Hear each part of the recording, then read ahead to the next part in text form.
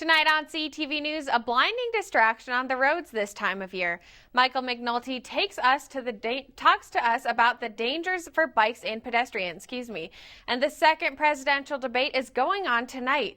We have an episode of Candidate Contrast. And fall is here, but will it stay? We'll have your full forecast and what you can expect for the next weekend, next on CTV News. Welcome to my block party. Glad you can make it. I can do this all day. Your moves are just gay. Using gay to mean dumb or stupid, not cool. Not in my house, not anywhere. It's not creative, it's offensive to gay people. And you're better than that. Winds were calm throughout most of the day, but tonight looks like a different story. Thanks for joining us. I'm Michael McNulty. And I'm Katie Spencer. Warm fall weather graced us on our campus today, and it looked almost like summer. But winds have picked up considerably this evening. Ashley Wallinger now joins us. And what a change from today to tonight. Absolutely. We are about to see two different Colorados tonight at CSU. Earlier today, it was sunny and calm, but the National Weather Service has issued a high wind warning for parts of Larimer County overnight. Gusts could get up to 70 miles per hour and increase the potential for fire throughout the day tomorrow. Well, thanks, Ashley. We'll see you a little later for that full forecast and what to expect going into the weekend. Police will not release the identity or cause of death on a body found this past Sunday. The body was found in the Cottonwood Hollow Natural Area, located near Prospect and Timberline. Investigators said it appeared that the body had been in the area for a few weeks. Police are working on an autopsy and investigation. After those pieces are completed, an ID will be released. Last weekend, Something from the Farm hosted CSU Day at the Corn Maze. Now, unfortunately, because of weather, the day part was canceled, but if you're interested in checking it out, they're still scaring up some fun. From searching for the perfect pumpkin patch has a little bit of these white stuff on it, but it's okay. To getting lost in a corn maze. Yay, we did it. Fall activities have begun. Something from the Farm is one fall destination that prides themselves on being different.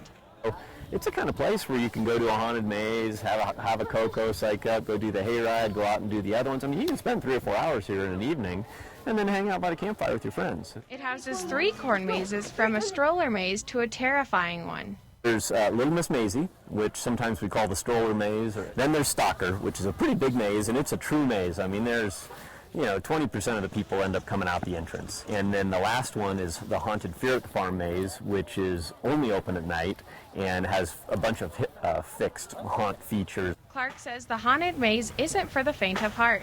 Over the years, we just keep taking it up levels, and so we have some pretty big things out there, big structures that we invest a lot of money into. Some people call it kind of a haunt fit course, where you have to, there's a certain amount of things you got to do. And within the most sincere pumpkin patch, there is a nod to CSU. Some of the gourds are pretty cool, though. We have these green and gold ones. I mean, it's like a CSU art project. I mean, they're very cool. And sticking with the CSU green tradition, we harvest the corn, and then we cut all the corn stalks down, and the corn stalks become the hay ground. So as Halloween approaches, if you find yourself in a pumpkin patch, keep your eye out for the Great Pumpkin. If you're too scared to partake in the haunted corn maze, there is a less scary haunted hayride. They're open every day, but they haunt from Thursday to Sunday. The maze is open up until the night of Halloween. Well, a blinding phenomenon affecting drivers on the road. Yeah, that's right, and it's putting pedestrians in danger. Up next, how to be safe when driving right into the sun. If you're looking for a new pet that you can cherish every day, consider adopting from a shelter. Shelters are full of healthy, loyal, fun, loving pets, eager to become a part of your family. A person is the best thing to happen to a shelter pet, so bring home your new buddy today. To find out more, you can visit theshelterpetproject.org. Colorado State University is committed to expanding access to education. Today, that includes online learning. CSU brings faculty and programs to students around the state and around the world. With flexibility to earn a degree online from a world-class university, and the ability to balance education with work and family. Learn more at succeedwithcsu.org.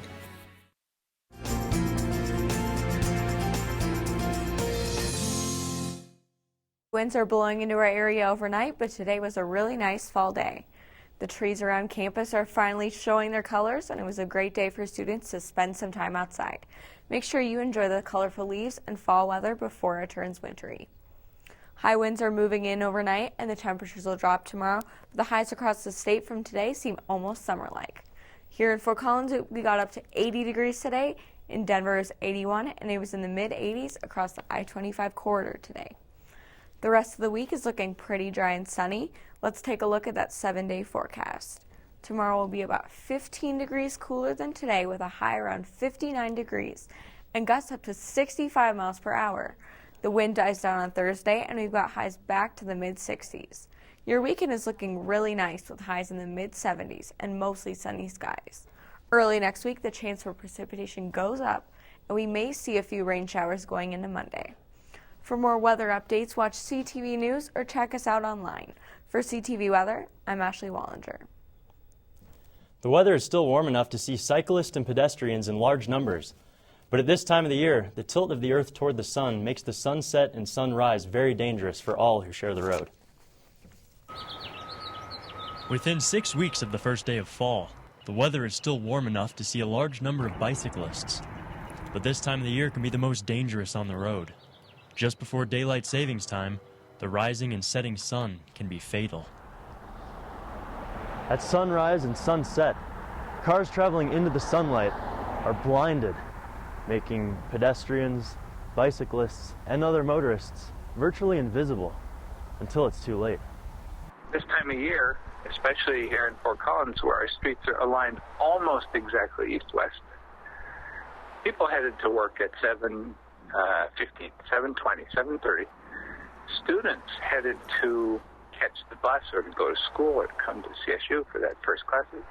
Young people especially aren't thinking that they're invisible. Sunblindness is something that most bicyclists and drivers don't realize. While one direction looks perfectly visible, the opposite direction is blinding. And unfortunately, motorists don't get this. They should slow down automatically when that sun's in their eyes. They should not plan to go 40 miles an hour out on Drake. One student at CSU experienced a near collision just minutes before talking with me. I was just coming down Elizabeth over there, and I was just really moving right towards City Park, and the light changed. And sometimes cyclists aren't so lucky. In 2009, a 14-year-old girl was crossing Drake Road, assuming cars would stop for her in the crosswalk. Looking to the west, she could see the car perfectly coming at her. Perfectly. She didn't realize that the car could not see her at all. Basically, she was not there. Whether you're a bicyclist, motorist, or pedestrian, double check before crossing that intersection. Anyone sharing the road needs to be aware of the dangers. For more educational tips, visit fcbikecoop.org. A town hall-style debate between the two presidential candidates is happening right now. And we have information on some important issues. Up next is this week's episode of Candidate Contrast.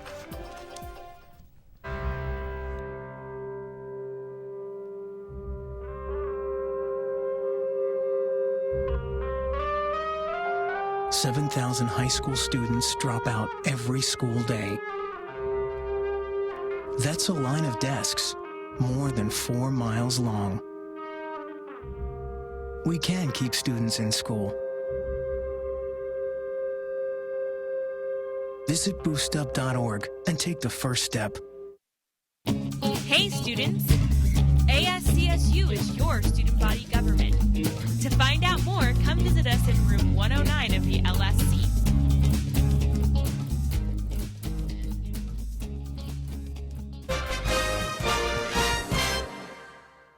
The second presidential debate is being held this evening in Hempstead, New York. The debate features a town hall meeting forum where people get to ask each candidate questions on foreign and domestic issues. Check in with CTV News tomorrow for a wrap-up of the debate.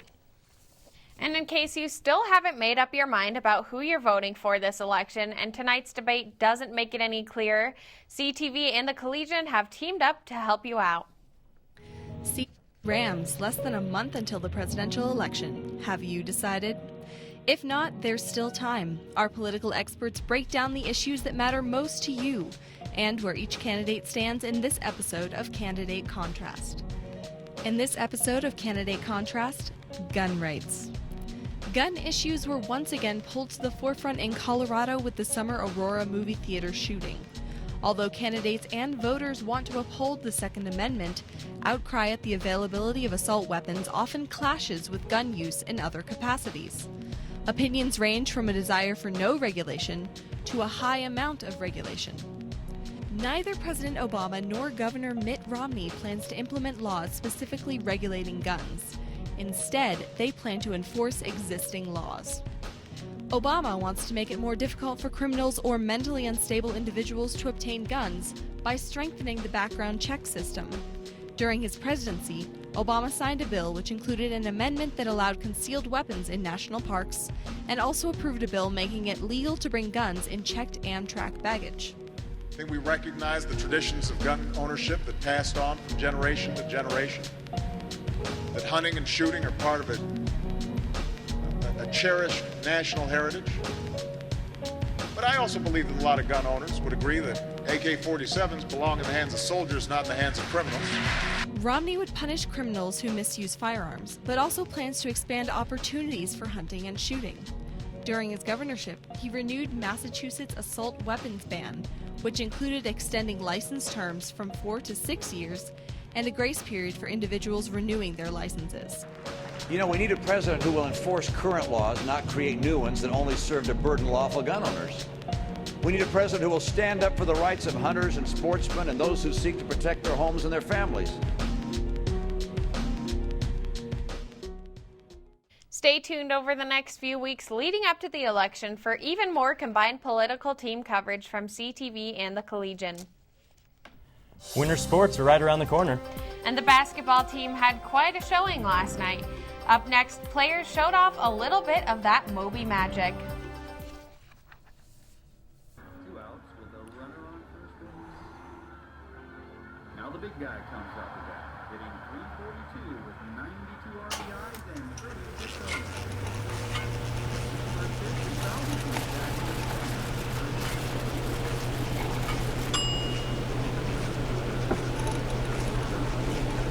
Chill raw and prepared foods promptly. 1 in 6 Americans will get sick from food poisoning this year. Keep your family safer. Check your steps at foodsafety.gov. If you're looking for a new pet, consider adopting from a shelter. Shelters are full of healthy and loving pets, eager to become a part of your family. To find out more, you can visit theshelterpetproject.org. Students filled Moby Arena for last night's Moby Madness. The event supported the men's basketball team as they prepared to kick off their 2013 season. The players showed off their skills with a few contests, including players going head-to-head in a dunk contest. Fans had the opportunity to meet the team and get some autographs from their favorite players. And it's time to check out what different events you can head to around CSU this week. Students will stack cans around the Oval Wednesday for the annual Cans Around the Oval event. Stop by between 10 and 4 and drop off your cans and watch them ring around the Oval. And then you can head to Moby Arena Thursday night to watch the volleyball take on Boise State. The match begins at 7 p.m. and don't forget to wear pink for breast cancer awareness. Students can catch a free performance of Spring Awakening Thursday night. Head over to the UCA. Performance starts at 7:30. And the annual drag show is Saturday night. Doors open at 6 p.m., but get there early. This is known to be a popular event for the GLBT Resource Center. Well, that's all the time we have for you tonight. Check out these stories and more on our website. And you can follow us on Facebook and Twitter as well. Have a great night.